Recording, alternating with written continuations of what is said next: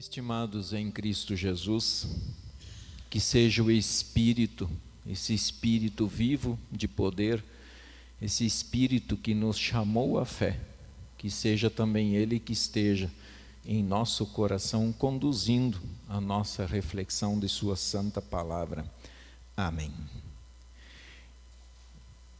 Em nossos dias, algo chama a atenção. Nós vemos muitas propostas de emprego. Muitas vezes tenho compartilhado no grupo dos nossos jovens, e essa semana eu acabei mandando 2 posts que recebi de pessoas que estão à procura de trabalhadores, pessoas que têm vaga nas suas empresas e necessitam muito de mão de obra. Uma simples andada em nosso município, pelo comércio, em muitas lojas, encontramos cartazes: estamos contratando, há vaga de emprego. Até mesmo vemos um aumento nos valores ofertados, mas a dificuldade de encontrar trabalhadores tem sido muito grande. E então nós nos perguntamos o que está acontecendo. Por que essa dificuldade, se vemos muitas pessoas pedindo ajuda financeira? Se vemos tantas pessoas nas ruas clamando por ajuda, pedindo cesta básica, pedindo R$1, R$2, e pessoas que estão bem, pessoas aparentemente com porte físico bom, boa saúde, estão só com cartaz pedindo ajuda. Será que esses auxílios que nós pagamos, porque somos nós que pagamos, não é o governo? O governo, ele pode administrar bem ou mal, mas o dinheiro é nosso. E aí é bem mais fácil de gastar quando é dos outros, né? Então é muito fácil gastar o dinheiro quando é dos outros, mas quando é da gente, a gente controla um pouco, né? Será que esses auxílios todos que estão sendo ofertados, será que tem sido uma dificuldade para as empresas encontrarem mão de obra? Para não perder o auxílio, então se opta em ficar com um valor um pouquinho inferior do que trabalhar, ter que acordar cedo, trabalhar, suar, ganhar o seu dinheiro do seu suor, o que a Bíblia recomenda, o que Deus recomenda: do suor do teu rosto comerás. O que está acontecendo, será que na sociedade? Uma coisa é certa: as pessoas não querem mais ocupar esses cargos, e a tendência é ficar cada vez mais difícil de encontrar trabalhadores. Por qual motivo? Deus sabe o que de fato há em cada situação, e isso nos tranquiliza. Jesus, em seu tempo, também notou a falta de mão de obra. Jesus notou: está faltando mão de obra para o reino de Deus. Deus, para cumprir a sua missão, Ele precisa de mão de obra. Deus podia muito bem fazer anjos descerem do céu e proclamar o Evangelho, mas Deus não quer isso. Ele quer seres humanos, pecadores, pessoas que facilmente caem na ganância, têm seu orgulho próprio, e Ele quer que essas pessoas sejam dedicadas e consagradas, e Ele apresenta essa dura realidade dizendo: a seara é grande, mas os trabalhadores são poucos. Campo para anunciar o Evangelho tem demais. Tem muitas pessoas precisando, muitas, que talvez passam dias e dias, anos, sem ouvir uma palavra de esperança, sem ouvir que Jesus morreu por elas. A culpa é de quem, afinal? Alguns preferem jogar nas costas do pastor, né? O pastor é preguiçoso, o pastor não faz nada, o pastor não se mexe, o pastor faz isso. Mas o que está acontecendo? Será que é só isso? Será que é só o pastor que tem a função de pregar o Evangelho? Podemos citar algumas coisas interessantes dessa falta de mão de obra de pastores no campo.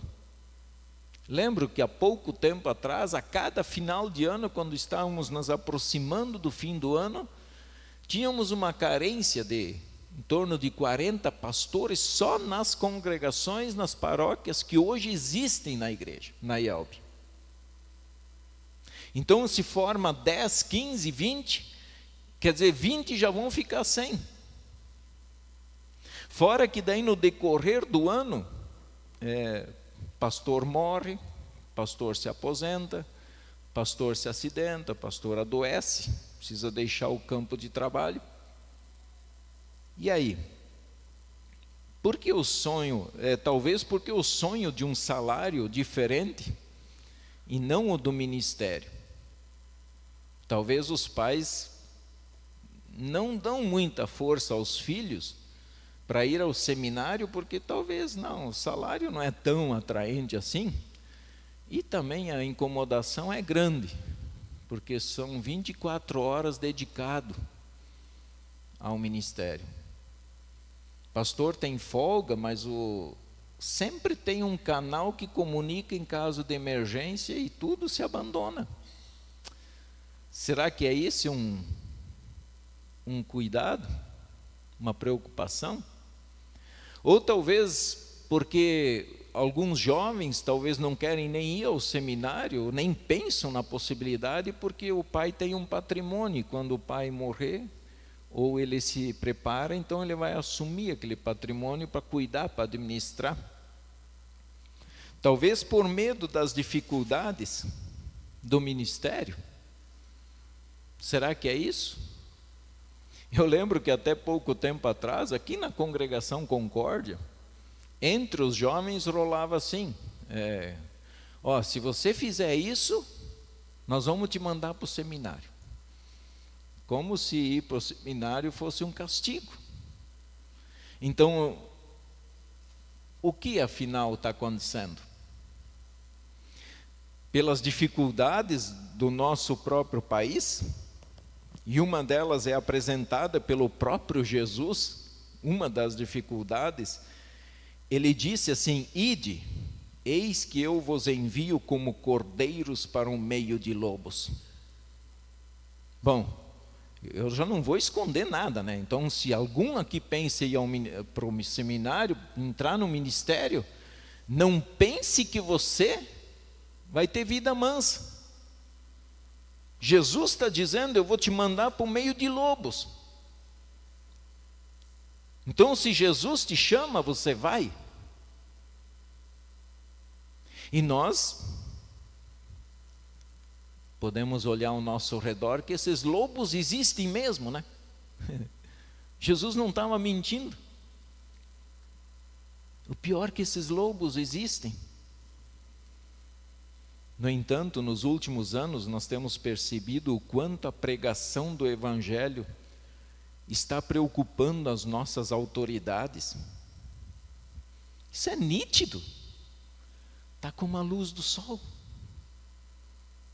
O quanto nossas autoridades hoje perseguem a palavra de Deus. Ah, mas nós temos uma Constituição? Que Constituição? Vocês acham que na China não tinha Constituição? Vocês acham que Cuba não tinha Constituição? Quando alguém quer, dá um jeito. Atacam nossas crianças, nossas famílias, nossos jovens, nossa fé, de maneira tão assídua e firme, só com a intenção de mudar a cultura da sociedade. Temos que mudar a nossa cultura da sociedade. E esse negócio de Deus, família, homem, mulher, filhos, isso tem que mudar. Então nós vamos ter que derrubar e destruir o que Deus criou. Os lobos estão aí. E a missão e a função de um pastor é conduzir o rebanho no meio desses lobos. Não importa quem são os lobos, eles estão aí e nós vamos enfrentá-los. Enfim, os pastores serão os primeiros da fila o dia que esses lobos atacam. E o que faremos? Fugiremos? Ou talvez os jovens estão deixando o ministério, nem pensam na possibilidade por outro motivo. Claro, a gente respeita. Cada um, se não tem dom, se de fato sente no coração que não é para aquilo, é melhor um membro ativo, feliz, do que um pastor frustrado. Mas, porém, Jesus faz um pedido, não só para os pastores, ele faz um pedido agora para todo o rebanho. Rogai, pois, ao Senhor da seara que mande trabalhadores para a sua seara. O rebanho precisa de pastor. Mesmo que ele seja com todas as suas fraquezas, suas falhas, seus defeitos, mas o rebanho precisa de um pastor. E é claro que todos nós temos o grande pastor Jesus, e é ele que precisa conduzir cada um de nós. O ministério é uma instituição divina, ele não é humana. Quando nós lemos lá no Salmo antes os feitos do Senhor, quer dizer, isso é um feito do Senhor, e é um grande feito. Então Deus chama para que eles sirvam ao Criador, ao Redentor e ao Espírito Santo, e para cumprir o ID, vão, preguem, levem, falem, anunciem que o reino de Deus chegou aqui nesse mundo. O reino de Deus está aqui, está ao alcance de vocês ainda. Aproveitem. Então, as dificuldades do ministério são compreensíveis, porque estamos à frente de um trabalho que luta diretamente contra Satanás. Satanás não precisa destruir todo o rebanho. Basta ele destruir o líder. Então nós, como líderes, nós enfrentamos Satanás de uma maneira um pouco mais firme do que vocês, ou apanhamos mais do que vocês em algumas situações. Mas ele nos cerca e não há o que fazer, a não ser que renunciamos ao ministério e renunciamos à fé. Daí tanto o pastor como vocês estão livres de Satanás, pelo menos por enquanto. Precisamos guiar esse mundo no meio das trevas, no meio dos lobos. As ovelhas precisam de alguém que os conduz na verdade, mas só poderão conduzir corretamente se for na verdade. Se for no engano, então o pastor, seja ele quem for, não estará conduzindo o seu rebanho, o rebanho de Cristo, que ele nos confiou, de maneira correta, e está sendo infiel ao ministério. Tentar tampar o sol com a peneira é ser infiel ao ministério. Essas dificuldades também aparecem na vida de vocês. Eu sou chamado como pastor, e todos os meus colegas pastores são chamados para estar à frente de um trabalho, mas não vamos esquecer que a missão é de cada um, de cada cristão, seja qual a idade for.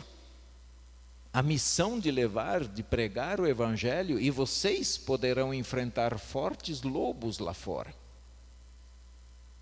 Então estejam atentos, porque quando vocês levarem o Evangelho, não pensem que vocês também vão encontrar coisas macias lá fora.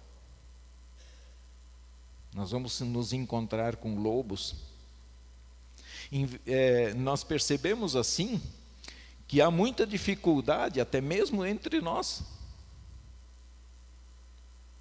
E a grande missão muitas vezes começa dentro da nossa casa.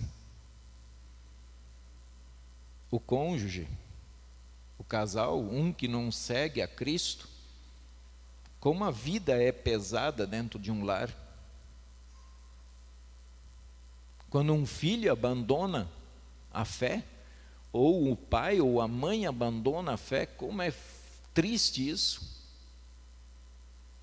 E às vezes, os próprios membros da família colocam dificuldade quando um deles quer dedicar a vida à igreja, ao evangelho, ao reino de Deus. Você de novo vai fazer isso? Você de novo estava lá?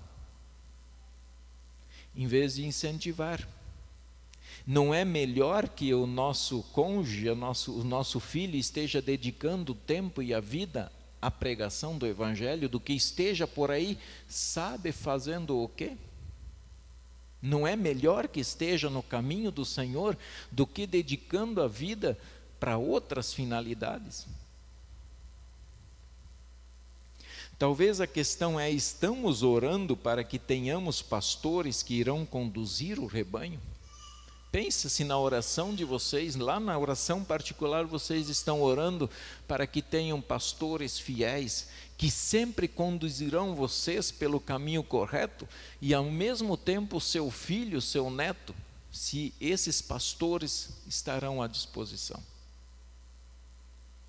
Se não orarmos e não trabalharmos para que tenhamos pastores fiéis, dedicados e consagrados ao Senhor, então nós podemos começar a pensar: o que será da Igreja de Cristo no Brasil? Quem irá guiar os nossos filhos, os nossos netos na verdade? Podem começar a pensar, porque está faltando. No que será transformado o nosso templo que foi consagrado ao Senhor? Muda para mim o slide, faz favor. Essa semana eu encontrei esse post aí lá do e-gospel, eles postaram e eu repostei. Igrejas na Europa fecham e viram cafés, academias, museus, bares e boates. São templos que foram consagrados ao Senhor, mas que hoje até para boate serve. O que aconteceu? Acabou a gente? Não tem mais gente nesses lugares? Uma coisa é certa: a fé esfriou.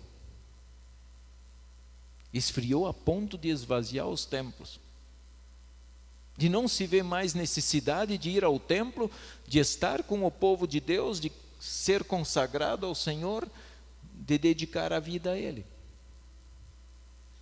Então, se nós não orarmos, se nós não cuidarmos, o que será do nosso templo daqui um tempo mais? Quando nós passarmos? Porque nós vamos passar. Se optarmos em fechar os olhos para o que está acontecendo, nós não vamos também reclamar quando nosso templo se transformar em uma boate. O que aqui foi consagrado, aqui o local onde Deus transformou vidas, servir para prostituição. Servir o mundo, servir o reino das trevas. Eu entendo que isso, em partes, é até uma vergonha para nós cristãos. Mas, por outro lado, a gente sabe que nos últimos dias o amor se esfriará. E que haverá uma grande apostasia, quer dizer, muita gente abandonando a fé. Será que já estamos vivendo esse tempo? Não deixemos a nossa fé dormir, irmãos. Não deixe a fé do seu coração apagar. Isso é a parábola das 10 virgens, as 5 prudentes e as 5 nécias. Cuide da sua lamparina, que é a fé. E só quem vai colocar óleo dentro dela para que continue viva, continue acesa, é Deus, através da sua palavra. Nós vivemos num mundo em guerra, nós estamos em guerra. Não durmam, não pensem que está tudo certo, não está. Acordem. Na palavra, no batismo e na Santa Ceia, Deus está dizendo: eu estou aqui, eu estou contigo, segue firme. Ali nós continuamos sendo sal da terra e luz do mundo, para levar o Evangelho. Existe um livro, vocês sabem, existe um livro chamado Guinness Book. Volta um pouquinho. Existe um livro chamado Guinness Book, vocês já sabem o que é a finalidade do livro? Quem faz umas besteirinhas lá, umas coisas bestas lá por mais tempo, mais quantidade, mais isso, mais aquilo, aí é um livro que é colocado o seu nome, o seu feito, a sua data e tal, e você fica na história, pelo menos por um tempo. Marca teu nome, fica registrado a sua marca. Pessoas fazem de tudo para que o seu nome apareça nesse livro. Algumas loucuras, agora pode mudar, fazendo favor. Aqui nós temos só 2 slides, só para vocês terem uma ideia, as loucuras, né? O maior número de rotações pendurado em uma furadeira elétrica em 1 minuto foi de 148 vezes. Isso serviu alguma coisa para nós? Serve alguma coisa para a sociedade isso? Só serviu para ele, para colocar o nome dele lá. Nada mais. A outra, o maior tricô francês de 31,42 quilômetros. E foi criado tal, em 2016. Ajudou alguma coisa? Colocou um feito num livro para ficar marcado? Pode mudar. Fico pensando e perguntando, será que os feitos de Jesus entrariam neste livro? Será que o mundo colocaria Jesus bem grande lá? E os seus feitos? Será que ficaria registrado para mostrar para as outras gerações o que Jesus fez? No Guinness Book tenho certeza que não constaria os feitos de Cristo. Não, porque o mundo não quer. O mundo não se interessa. No entanto, Deus tem um livro muito especial onde estão registrados os principais feitos dele para salvar a humanidade. Está aqui. Um livro especial. Um livro grandioso. Palavras de vida. Que lá em João até chega e está escrito assim: há porém ainda muitas outras coisas que Jesus fez, se todas elas fossem relatadas uma por uma, creio eu que nem no mundo inteiro caberiam os livros que seriam escritos. Mas os que estão aqui registrados, eles são suficientes para conhecermos Jesus e termos noção do seu poder. Os discípulos fizeram grandes coisas, nós vimos pela leitura. Eles voltaram para Jesus maravilhados e exaltados, extasiados, eles falavam: Senhor, os próprios demônios se nos submetem pelo teu nome. Imagina os feitos, e Jesus então lhes diz: eu via Satanás caindo do céu como um relâmpago. Jesus está dizendo, em cada feito eu percebia que Satanás perdia força e ele caía por terra, porque ele não resiste ao nome de Jesus.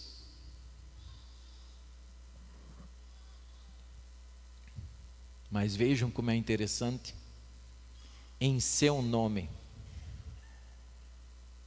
não no meu nome, mas no nome de Jesus, se fazia grandes feitos.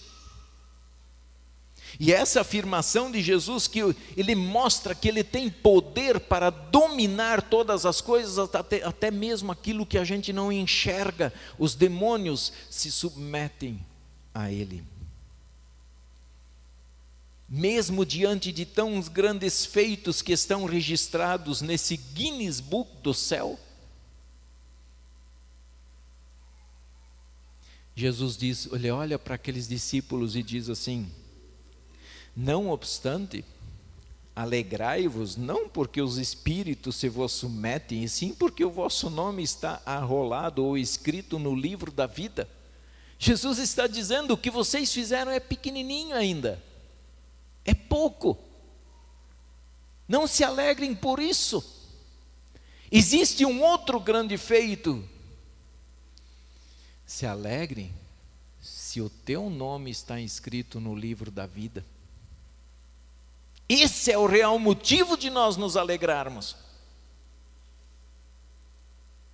A gente tem que cuidar com essas fantasias que a gente vê pelo mundo, onde pessoas são exaltadas querendo ordenar o Senhor em tal dia, tal hora, tal cura e tal milagre. Mas a gente esquece que o maior de todos os milagres é ter a fé em Cristo. Então olha para o seu coração, se você tem fé em Jesus, você pode dizer, eu tenho o maior de todos os milagres, porque o meu nome está escrito lá. Eu posso expulsar demônios, eu posso curar doentes, mas isso ainda não é nada comparado com o fato de ter o nome escrito no livro da vida. Como ainda estamos em um campo de guerra, irmãos, guerra contra as forças espirituais do mal, não pensem em vocês que vocês vão lutar sozinhos. Não vão sem Jesus. Quando vocês lutarem com Satanás, seja em oração, seja na leitura da palavra, lutem com Cristo.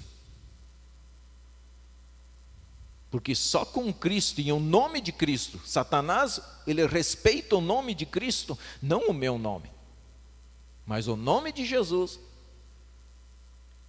Esse faz com que os demônios caem.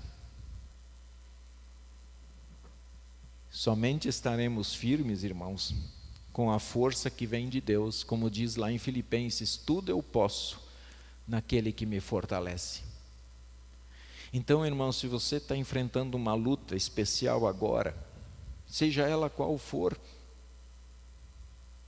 o texto está dizendo, tudo eu posso. Deus, Ele vai te dar força, busque força em Jesus. Levante a cabeça, não desanime, porque Jesus é com todo aquele que crê nele, e Jesus não o abandona. Então, neste templo consagrado ao Senhor, recebemos o alimento que nos mantém firmes nesta fé, e com Cristo em nossa vida, sempre estaremos com o nome escrito no livro da vida, o maior de todos os feitos de Deus por mim e por vocês. Louvado seja o nome do Senhor. Amém.